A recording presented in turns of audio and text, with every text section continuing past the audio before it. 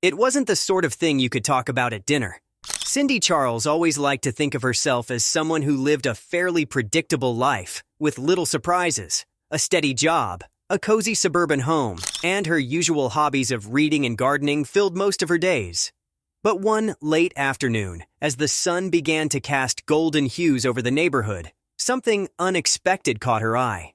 She had been walking home from her usual shift at the daycare, mind preoccupied with tomorrow's grocery list when she spotted him. Sitting by the shelter gate, calm and composed, as though he had been waiting for her all day, was a cat. A gray, old, scruffy-looking thing with eyes that gleamed like molten amber. His gaze held hers for a few moments, almost as if he knew what she was thinking. It wasn't like Cindy had planned on getting a pet. Not even a houseplant could survive under her care. But something about the cat felt different. Intentional, even. Without much of a second thought, Cindy found herself in the shelter office, signing papers. And just like that, she was a pet owner. She decided to call him Tabby. "He's a bit older," the shelter worker had explained. "Used to live in both indoors and outdoors. But he's sweet and low maintenance. Just needs a home for his twilight years." Cindy liked that about him. He wasn't a needy, yowling kitten. He was seasoned, maybe even wise. She thought they might be a good match. Little did she know, she had just opened the door to a mystery that would unravel her quiet life. The first couple of days with Tabby were uneventful, almost peaceful. He would roam the yard, enjoy a few hours of outdoor time, and always return just as the sun dipped below the horizon. Cindy felt reassured by his routine. But then, on the fourth day, something strange happened. It was a Saturday morning when Cindy noticed it for the first time. Tabby strutted in through the cat door, as he always did, but this time he wasn't alone. Dangling from his mouth was a small pouch tied to his collar. Cindy furrowed her brow and knelt down to inspect it. With gentle hands, she untied the string, revealing what was inside. Her breath caught in her throat. Inside the pouch was a crisp stack of dollar bills, neatly folded, almost too neatly. Cindy blinked, her mind scrambling for an explanation. Had Tabby stolen someone's money? Was there a burglar in the neighborhood and her cat was unwittingly involved? She counted the bills, $500. She tucked the money into a drawer, assuming it was a one-time occurrence, maybe a prank by some local kids. But the next day, Tabby returned again. This time, the pouch held $600. Days passed, and Tabby continued his strange routine. Each evening, as if guided by an unseen hand, he would bring home another sack of cash. Cindy tried to rationalize it at first. Maybe it was lost money from someone's wallet, or perhaps a neighborhood kid thought it was funny to play a prank. But as the sums grew larger, her initial bemusement turned into worry. One night, after Tabby had dropped off another bundle of money, this time close to $1,000, Cindy sat at her kitchen table, her head in her hands. The stack of bills in front of her was growing. She could no longer ignore the situation. Something wasn't right. She knew she had to figure it out. But how? Where was Tabby finding the money? The following evening, she decided to follow him. Cindy wasn't particularly skilled in stealth, but that night, she gave it her best shot. As soon as Tabby slipped out of the house, she waited a few moments before quietly slipping on her coat and following him. The streets were silent, illuminated by the pale glow of streetlights. Tabby trotted along confidently, and Cindy struggled to keep up, making sure to stay far enough behind so as not to alert him. For nearly half an hour, Tabby led her through winding streets, across a small park, and finally to the edge of the neighborhood, where a dense thicket of trees bordered the town. Cindy's heart raced as Tabby stopped just shy of the trees. She ducked behind a parked car, her breath shallow as she peered out. What happened next made her blood run cold. A man emerged from the shadows. Dressed in a long black coat, he knelt beside Tabby and carefully tied a small bag to the cat's collar. Then, without a word, the man disappeared into the night. Cindy's heart pounded in her chest. What had she just witnessed? She wanted to confront the man, to demand answers, but fear kept her frozen in place.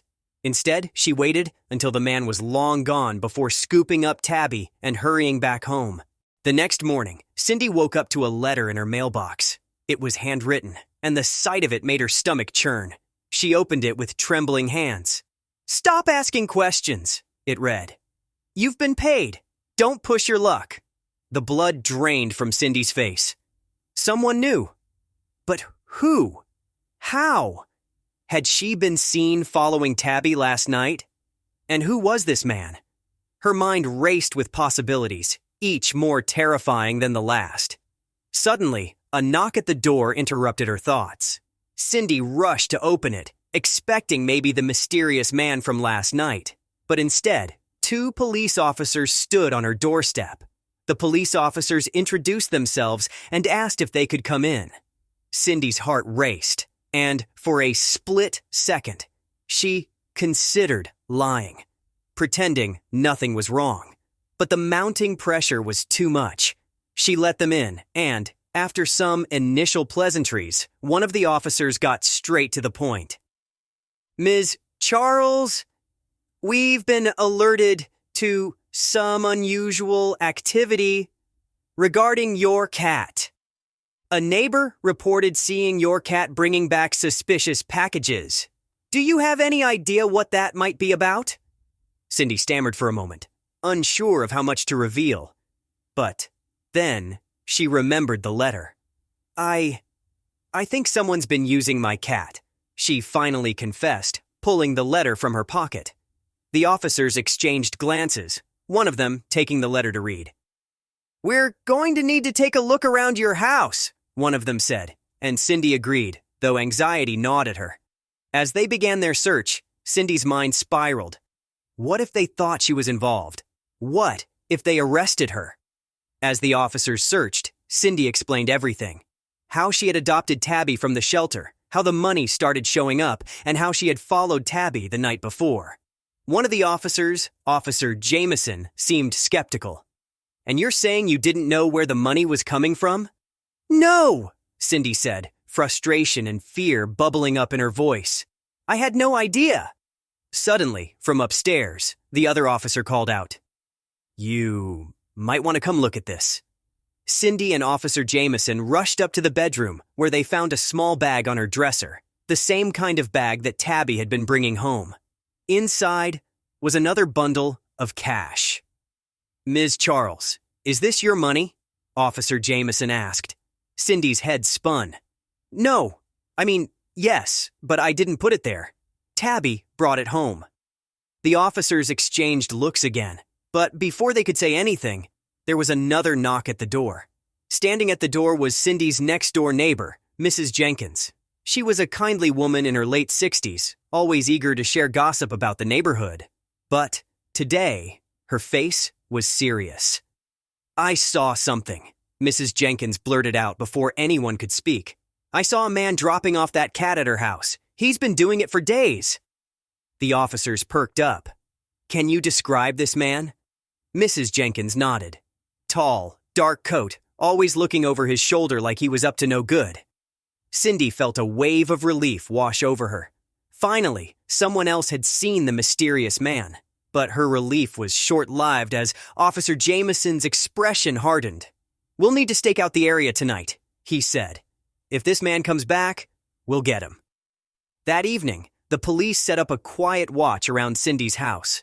She stayed inside, anxiety twisting her stomach into knots. Tabby was asleep in his usual spot by the window, blissfully unaware of the chaos surrounding him. Hours passed, and nothing happened. Cindy was beginning to think the man wouldn't show up. When, just after midnight, a movement in the shadows caught her eye. She gasped as the man from the night before appeared, his dark coat billowing in the wind. He crouched by the bushes, waiting. Without hesitation, the officers moved in. The man didn't resist, but as they cuffed him, he turned to Cindy's window, his eyes cold and menacing. "You shouldn't have followed him," he muttered as they dragged him away. The next day, Cindy was called to the police station to give a statement. She learned that the man was part of a larger criminal organization. They had been using stray animals to move money and drugs across town without raising suspicion. When Cindy adopted Tabby, the man had continued using him out of habit, never expecting Cindy to catch on. Cindy was horrified. She had unwittingly become part of a criminal operation. The police assured her that she wasn't in any trouble. They had enough evidence to link the man to other crimes. But still, the whole situation left Cindy shaken. As she sat in the police station, waiting to be released, Cindy couldn't help but glance at the cat carrier beside her. Tabby lay inside, curled up peacefully, as though nothing had ever happened. He had no idea of the chaos he had caused. And as Cindy stared at him, she couldn't help but smile. In the end, she kept the money she had already received, an odd compensation for the stress. But the rest of the cat's deliveries would go to the police. Cindy learned her lesson that day. Sometimes the quietest lives hide the strangest secrets. And sometimes a cat really can bring you more than just companionship. Cindy's life returned to normal after that, or as normal as it could be. Tabby still roamed outside, but now Cindy watched him a little closer. Every so often, she caught him sitting by the bushes, staring out into the darkness, as if waiting for something. But no one ever came again. The money stopped, but the mystery lingered in the back of Cindy's mind. She never found out exactly how long Tabby had been involved in the scheme or how many people had been part of it. And maybe it was better that way, because sometimes the less you know, the better you sleep at night.